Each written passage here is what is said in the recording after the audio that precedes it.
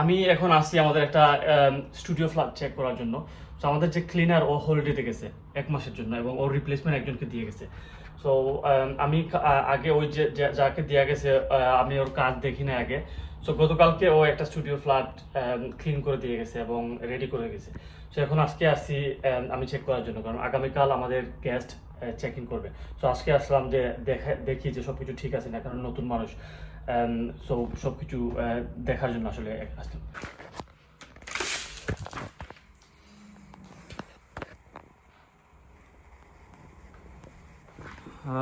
ভালো হয়েছে আসছি, কারণ যে ক্লিনিংটা করছে দেখেন প্রপারলি বেডটাও করে নাই এবং হিটার এবং ইয়ে ছেড়ে রাখছে।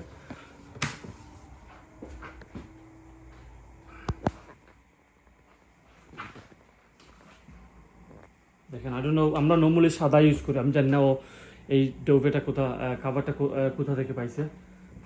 Fellow case different.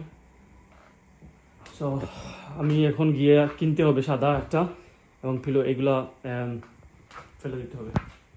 ভালো হয়েছে আসছি, এবং আসলে ওর ফল্ট না, কারণ ওর নতুন, ও জানে না। সো আমি এখন নিজে করবো এবং ওকে ছবি দিয়ে বলবো যে এইভাবে আমি চাই next time. So the next time hopefully ও এরকম করবে। সো অবভিয়াসলি যখন এয়ারবিএনবিতে আপনারা নতুন কাউকে কাজে দেবেন, ক্লিনিং হচ্ছে এয়ারবিএনবির প্রধান সাইড। যদি ক্লিনিংটা ঠিক মতো না হয় তাহলে এয়ারবিএনবিতে রিভিউ এগুলো বুকিং পাওয়া অনেক কষ্ট। সো যদি কাউকে নতুন করেন বা ক্লিনিং করেন, আপনি পরের দিন যান, ক্লিনিং পরে গিয়ে দেখেন এবং আপনি নিজে করে ছবি তুলে বলেন যে এরকম আমি চাই, তাহলে নেক্সট টাইম মানুষের আর ভুল হবে না।